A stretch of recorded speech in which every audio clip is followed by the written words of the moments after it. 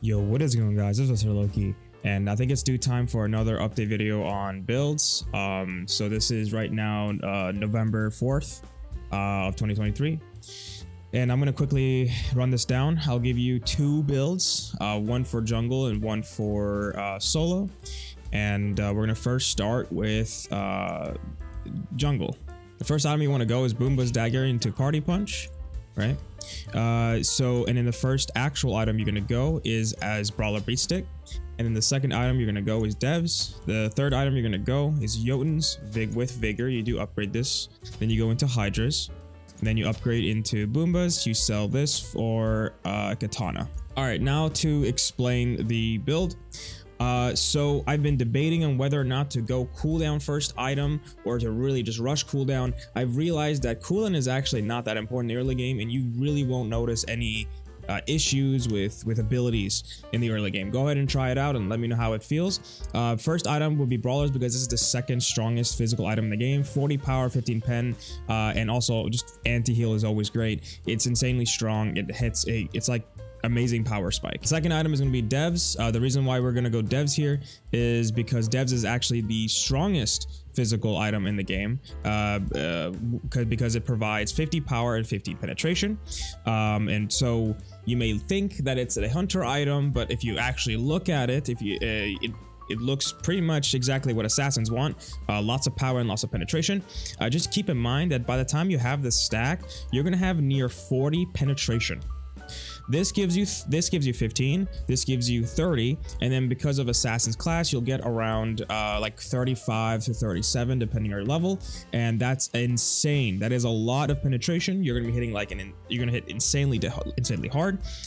So you're essentially gonna do almost true damage to people, to squishies, with these two items alone.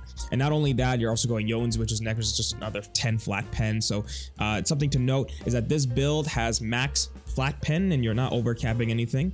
50 penetration on Loki. Like, this is an insanely stupid combo here. It's just so much damage, so much flat pen, and I will be uploading a video to showcase this build. It's just insane. You want to go Jotun's third item because for cooldown, because now it's heading toward mid to late game where you actually kind of need to spam your abilities. You want to upgrade into Vigor. You don't want to skip this because Vigor is insanely nuts. 600 gold for 15% movement speed and 20% physical ability lifesteal for 8 seconds. Now, let me clarify one point. 15% movement speed for 8 seconds if you are below 60% HP. It's pretty easy to go below 60% HP, so you're essentially going to be having 15% movement speed quite often. And just for a record, because this lasts for 8 seconds and because the cooldown is 15 seconds, it means that you only have to wait 7 seconds to get this buff again.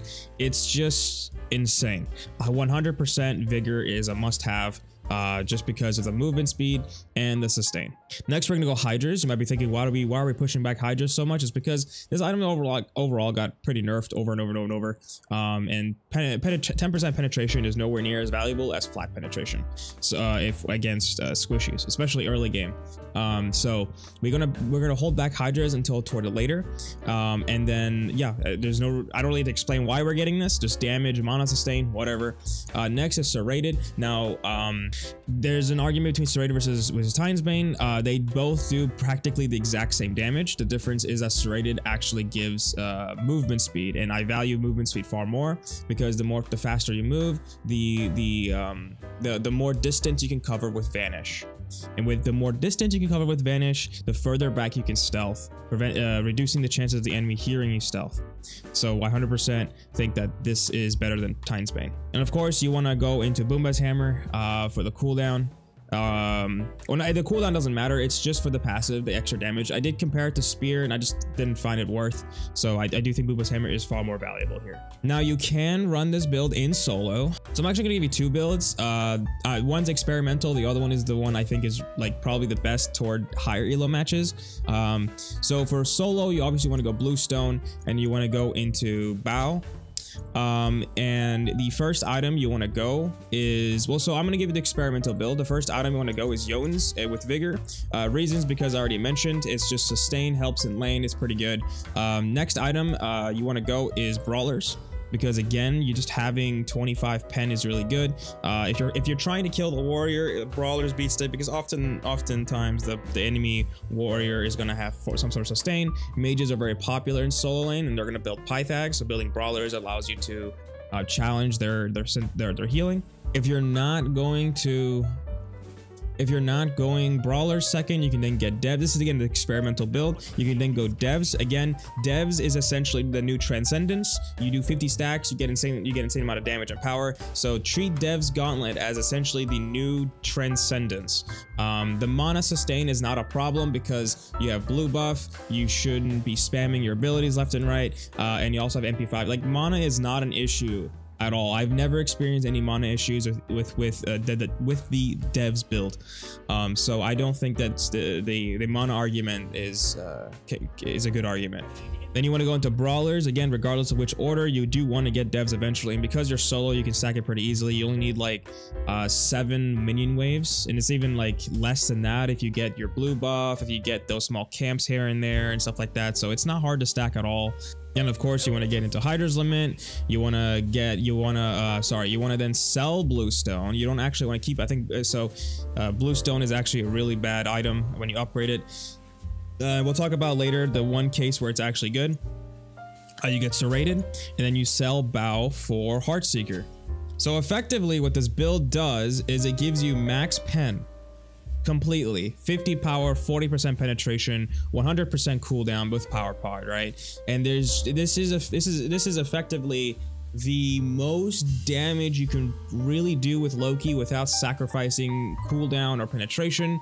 Again, max penetration, max 50 flat pen, max 40% penetration. You hit insanely hard. You have some utility with movement speed. You have max cooldown. You have life steal with Vigor's passive, and it's just and you also have the movement speed for Vigor's passive. You just hit insanely hard.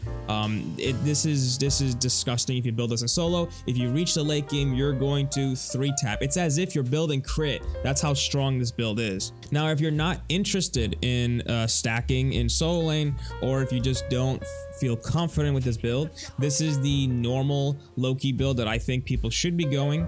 Same setup. You go Bluestone into Bow.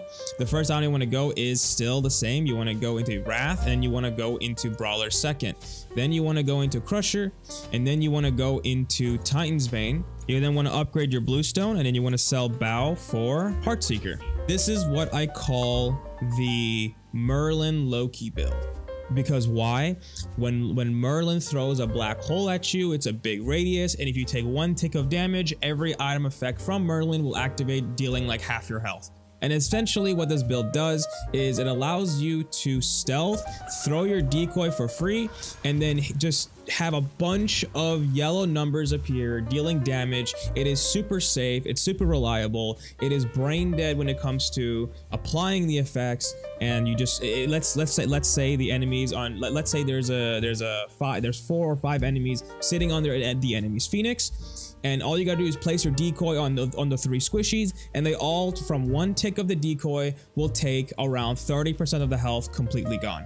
And you can do this every 8-ish seconds. It's just kind of stupid. You will always get top damage, and it's just try this build out in solo. Press your 2, stealth, press your 2, do not engage, right? Because you don't have Hydras, right? Just stealth and press 2, and you can all in if you want. This build still hits pretty hard, but the whole point of this build is you stealth, you then you stealth and you press your 2, and you apply those sweet yellow numbers, and you just do a free damage. It's terrifying. This is a great build. I think this is probably the best Loki solo build in the higher elo games, because again, the smarter your opponents are, the harder it is to just cheese them and just kill them by just, you know, auto canceling or whatever, right? So it's easier just to go with this build, stealth, throw your decoy, deal 30% of the enemy's health, force them to make a decision where they either have to back to base or they have to find some camp to lifesteal off of, but because because of brawlers. It makes it a little harder. Like the point is, this build is scummy,